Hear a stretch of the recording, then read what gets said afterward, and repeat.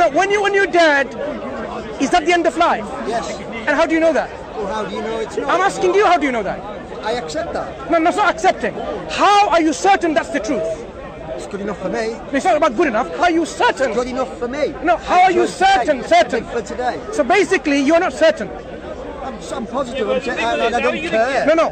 Look. That's what I'm saying is, you don't care is your belief system. Yeah. But that may not be the truth. I'm an anarchist. But that may not be the truth, though. The truth is something independent of your whether you like it or not.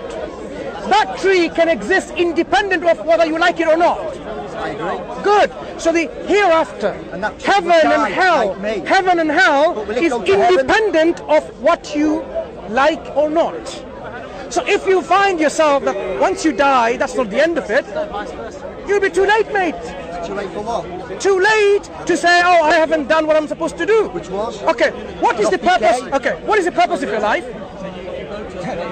My country is the world, my religion is to do good. How's that? What is the purpose? Thomas Paine, English philosopher. No, what is the purpose of your life?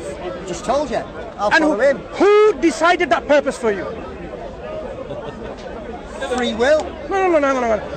If I say my purpose is to be nice to everyone, and someone says my purpose is to kill everyone because I don't like people because of what happened to me, people can make up their purposes, but it's not a purpose that has been made by the one who created you. So you're talking predestination? So who created you and the universe? You're talking predestination? No, I'm asking you, simple, who created you and the universe? The Big Bang, who knows, who cares? It's not about who cares, who created it? Well, which God do you want me to choose? No, you have to be certain. Well, which God? It's not about which God. You cannot claim who cares, because who cares is actually being arrogant enough to say, I don't really want to know the answer. Who cares is being arrogant and stubborn at the same time saying, I'm not interested in the answer. But if you are created for a purpose and you don't fulfill that purpose, when you confront yourself in reality after your death, you will have nothing to justify your belief. And how about you'll be in a mess. How about Neolithic man? No, you'll be in a mess. Were they Muslims? Wait, slow down. Slow down. 350,000 years. Wait. Must have been like Homo erectus before that. Look. So now you are now coming up with some support from these evolutionary models, right? That's what you're saying. Where did matter come from? Who created matter? Matter cannot create by itself. Imagine matter created by itself when it was nothing. While it was nothing, it created itself. It makes no sense. You are an intelligent person, and you should very well know that something cannot create itself while it was nothing. So this matter that is all around giving you pleasures, where did it come from? We say it was created, originated by a creator for a purpose. We just need to use our mind, our intellect, and our common sense, which you said. Common sense, correct. Men, will they all be in heaven then? Even though that was these Neolithic men, what do you know about them? How do you know about them? Well, fossils. No. What you have is remains of certain teeth or a bone here and bone there. So you don't believe in dinosaurs, basically? Dinosaurs didn't walk the earth. Slow down. Dinosaurs or any other creation, these are creations of God. Human beings, in whatever form they were, in your belief in early system, creations of God. Every creation, God has created for a purpose. Human beings specifically, with the intellect and intelligence and rationality, to make the distinction between right and wrong and truth and falsehood, has been created with a specific purpose to worship God, thank God, glorifying God, and acknowledge Him. And when was that created? When did that happen? Hundreds and thousands of years ago, perhaps. So why doesn't Islam go right back then? No, Islam was there with the first man. To the cavemen and so on. No, you're again getting it caveman. Caveman? Yeah. How do you know what cavemen did? You have to have some remnants of their well, we see intellectual. Good. So that means even if you have an individual which you think is like a caveman, they had the capacity to express themselves, meaning what? They had the intellect. If they had the intellect, they would have the guidance from God to worship God. Simple. Do you think Islam was there from the first man? Islam was there with the first man.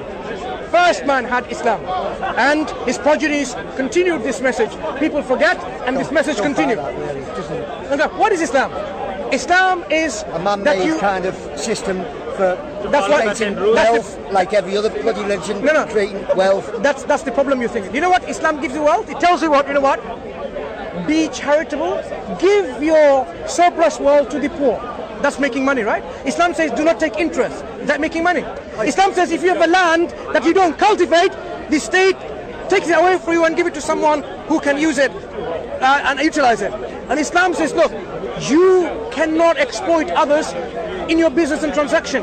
Be just even if it's against you. That's making wealth. You march under the crescent moon then. So basically, Wait. well, Islam marches under the crescent moon. Yeah. Well, on their flag they've got moon. Listen. So This is what's where, that about? let me explain to you first. Islam doesn't worship a moon or the sun. why? In the Quran, Why have the moon on the flag? I'm going to explain to you. In the Quran, just to lay down the scene first, it tells us very clearly in the Quran, do not worship the sun or the moon, but worship the one who created them both. Worship God who created them both. So don't worship anything of the creation. Why on your flags and your banners throughout Islam do they have the moon, the crescent moon? I'm answering. That's why. I am answering, yeah. right? There are many Muslim countries. Yeah. Are you saying all Muslim countries in their flag has a moon? Well, many do, and it's quite. Wait.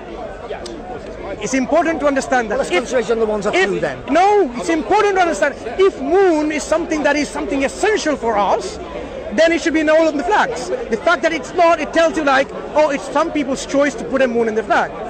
It started. For some reason that Yes. Muslims decide to put Yes. a moon It on the started- flag. I'm asking why should that be? Maybe You've believe asked in a man me. in the moon, I don't know. You've asked me 3 times already when I'm about to answer. Go on. Right, thank you. It started with when, in early times, when Islam was expanding. The way when it's opening up new lands, so it didn't just destroy the places of worship as it opened the lands. For example, say Islam went to Egypt, and there were a lot of Coptic Christians. Did it just go and demolish all churches? No. What did the churches have? The churches had a cross, a crucifix. Okay? So how do you not demolish a building, but still make it a place of worship for the Muslims, but identify that it's not a church?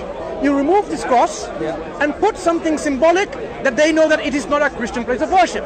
So Why not a star? Why not a rainbow? Why not? Look, Why a moon? I am telling you, it's been patient enough. We go by our monthly calendars, by the lunar calendar. You know, England here, or everywhere in the world, they follow the Gregorian calendar, okay, which is based on the sun, movement of the sun, isn't it? The solar calendar. Islamic months, the system of counting months and days in the years, is based on a lunar calendar. So they took the symbol of the moon to say, okay, this is the symbol that we're going to use when we go put places of our worship, so people know that this is an Islamic place of worship. They could have put a symbol of anything. You know what? Imagine they put a symbol of a heart. That would, and then some people later may still question, why they put a symbol of a heart? Why not a whatever, right? You can always question it. It was the Ottomans who started it originally, and it was a decoration symbol, and it wasn't even considered a religious symbol until Westerners started saying, oh, Muslims have got crescents above their buildings, and then more and more buildings started having it when Westerners started looking at it as a symbol of Islam, as the crescent. The flag of Islam, unfortunately, has been robbed from the Muslims now. Do you know the flag that ISIS uses? ISIS, this terrorist group. No, moons on that. No, there's no moon in it. Or hearts. No, there's no moon. But what does it say?